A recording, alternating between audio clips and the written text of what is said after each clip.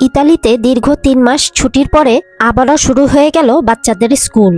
আবারও শুরু হয়ে গেল আমাদের যুদ্ধ, আমাদের ব্যস্ত লাইফ। 12ই সেপ্টেম্বর সকালের দিকে বাচ্চারা চলে যাচ্ছে এখন স্কুলে। আমার ছেলে সাহিরের সকাল 8:30 থেকে 1:30 পর্যন্ত স্কুল। সকালের দিকে বাচ্চাদেরকে ওর পাপাই নিয়ে যায়। এই বছর সামারটা খুব তাড়াতাড়ি শেষ হয়ে গিয়েছে। নর্মালি সেপ্টেম্বরে সবসময় গরম থাকে, তবে এই বছরটা সেপ্টেম্বরেই দেখা গেছে বৃষ্টি শুরু হয়ে গেছে, অনেকটা ঠান্ডাও নেমে গিয়েছে। তাই তো সাহিরকে রেনকোটও পরিয়ে দিয়েছে। এখন ওকে বিদায় দেওয়ার পালা। বাপ ছেলে মিলে দুজনে কাজ আর স্কুলের উদ্দেশ্যে চলে যাচ্ছে। আর এদিকে আমার মেয়ে এখনো ঘুমাচ্ছে। প্রথম 2 দিন আমার মেয়ে সারার স্কুল 1 ঘন্টা বা 2 ঘন্টার জন্য ছিল। পরের সপ্তাহ থেকে দেখা গেছে যে বাচ্চাদের রেগুলার যেই টাইম থাকে, যার ফুল টাইম সে 8:30 থেকে 4টা পর্যন্ত, আর যার হাফ টাইম সে 8:30 থেকে 1:30 পর্যন্ত। বিগত 2 বছরে বাংলাদেশ থেকে অনেক নতুন ফ্যামিলিস এসেছে ইতালিতে, যার কারণে ইতালিয়ান সরকারি স্কুলগুলোতে এখন বাঙালির সংখ্যাই অনেক বেশি। এই কারণে কিছু কিছু ইতালিয়ানরা তো অনেক বেশি ক্ষিপ্ত। এর কারণে তারা দেখা গেছে নিজেদের বাচ্চাদেরকে সরকারি স্কুল থেকে সরিয়ে নিয়ে ইতালিয়ান প্রাইভেট স্কুলগুলোতে দিয়ে দিচ্ছে। তাদের যুক্তি, ইতালিয়ান সরকারি স্কুলগুলোতে বিদেশি ইমিগ্রেন্টরা ভরে গিয়েছে, আর তাদের বাচ্চারা এই ইমিগ্রেন্ট থেকে কিছু শিখতে পারবে না। এই হলো রোমের সেন্টোসোলি পিয়াৎজা মিত্তির পিসানি স্কুলের ভিউ।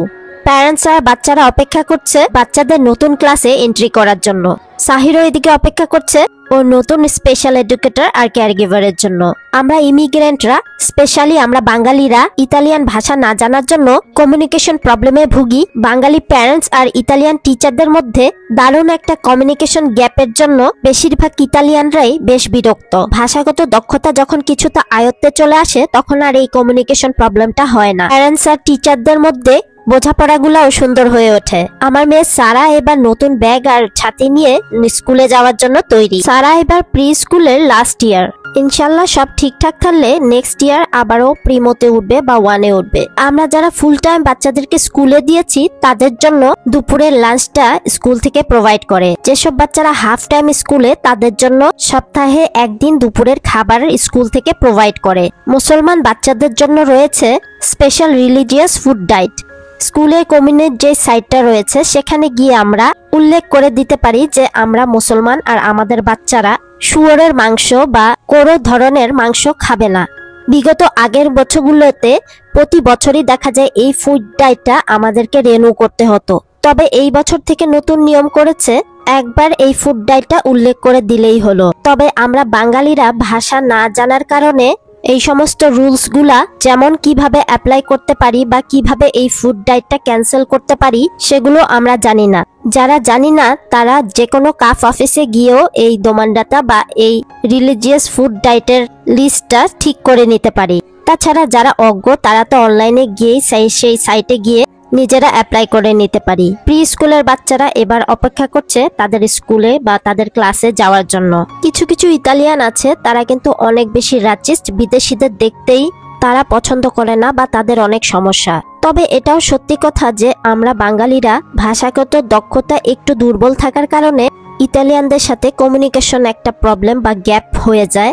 সেই ক্ষেত্রে কেউই কারোর কথা বুঝতে পারে না, তখন দেখা যায় দুই পক্ষই বিরক্ত হয়ে যায়। কেউই কাউকে বুঝতে পারে না বা বোঝার চেষ্টা করে না। তাই আমার কাছে মনে হয় যে আমরা যে যেখানেই আছি না কেন আমাদের একটু ভাষাগত যোগ্যতা বা দক্ষতা কিছুটা আয়ত্ত আনতে পারলে এই প্রবলেমগুলো আর ফেস করতে হবে না। বাচ্চাদের স্কুল থেকে লিস্ট দিয়ে দিয়েছে, আর এটা আমার মেয়ের ক্লাসের লিস্ট, যে কি কি কিনে দিতে হবে, কি কি ম্যাটেরিয়ালস বা কি কি অ্যাসেসরিজ কিনে দিতে হবে। 4-5 বছর আগে দেখা যেত যে আমরা জাস্ট 30 ইউরো দিয়ে দিতাম আর টিচাররাই সবকিছু কিনে দিত, তবে এখন সেটা বদলিয়েছে। স্কুল থেকে লিস্ট ধরিয়ে দিলে সেগুলো আমাদের নিজের দায়িত্বে কিনে দিতে হয়। বৃষ্টি হওয়ার কারণে রেনকোট আর আমব্রেলা পরে অপেক্ষা করছে আমার মেয়ে সাহিরের জন্য। সাহিরের ক্লাস ছুটি হলে একসাথে বাসায় ফিরবে। লিস্ট মোতাবেক যা যা দরকার ছিল সেগুলাই এখানে কিনে দেওয়া হয়েছে মেয়েকে। আর এইসব স্কুল অ্যাসেসরিজ গুলা একবার কিনে দেওয়ার পর এই অ্যাসেসরিজ গুলা টিচাররা ক্লাসের ভিতরেই রেখে দেয়, বাসায় ফেরত আনার কোনো প্রয়োজন হয় না। স্কুল অ্যাসেসরিজ গুলো কিনতে প্রায় 30 থেকে 40 ইউরো চলে যায় যদি না ব্র্যান্ডের অ্যাসেসরিজ হয়ে থাকে। আমার ছেলে সাহির যেহেতু বিশেষ চাহিদা সম্পন্ন, তাই ওর অ্যাসেসরিজ গুলা কিছুটা ভিন্ন। এত বেশি অ্যাসেসরিজ ওর লাগে না, শুধুমাত্র স্পেশাল এডুকেটর ওকে যেই যেই বইগুলা কিনতে বলে সেই বই আর খাতা ছাড়া। এই বছর আমার ছেলে সাহিরের স্পেশাল এডুকেটর চেঞ্জ হয়েছে, মানে নতুন টিচার এসেছে, আর ওর পড়ালেখাগুলোও নর্মাল বাচ্চাদের থেকে আলাদা, অনেকটা সহজ। খুব শীঘ্রই হয়তো সাহিরের লিস্টগুলাও পেয়ে যাব বা ওর বইগুলাও পেয়ে যাব। দেখতে দেখতে আমার সাহিরটাও অনেক বড় হয়ে গেছে, আর এই বছর কোয়াত্রো বা গ্রেড 4-এ উঠেছে। আল্লাহ সহি সালামতে এই বছরটা পার করুক, এই দোয়া করি। এদিকে আমার মেয়ে ওর স্কুল অ্যাসেসরিজ গুলা গুছাতে ব্যস্ত হয়ে পড়েছে। প্রথম দিন যেদিন স্কুলে গেল, টিচাররা দেখেন কি সুন্দর বাচ্চারা যেহেতু ব্যাক টু স্কুল করেছে, তাই ওদেরকে ওয়েলকাম করার জন্য বেশ কিছু চকলেট দিয়েছে। বাচ্চারাও অনেক খুশি আর আগ্রহ হয়ে স্কুলে যাওয়ার জন্য পাগল হয়ে থাকে।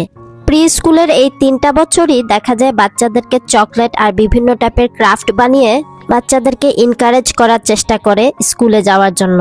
বাচ্চা যত বড় হতে থাকে, ধীরে ধীরে আস্তে আস্তে এগুলো কমিয়ে দিতে থাকে। Very good. Nice. এই পর্যায়ে সবার কাছে একটা রিকোয়েস্ট, যারা যারা এখনো আমার বিজনেস পেজটা ফলো দেননি, সবাই আমার বিজনেস পেজটা চেক আউট করতে ভুলবেন না। লাইক আর ফলো দিয়ে আশা করছি আমার পাশেই থাকবেন।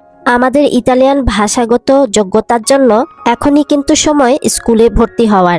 A2, B1, লিচেন্সা মেডিয়া বা যে কোনো কোর্সের জন্য প্রত্যেকটা স্কুলে এখনই অ্যাডমিশন নিচ্ছে, আর প্রত্যেকটা স্কুলেই এই সমস্ত কোর্স বা ক্লাসগুলো শুরু হয়ে যাবেন অক্টোবর মাসের মধ্যেই।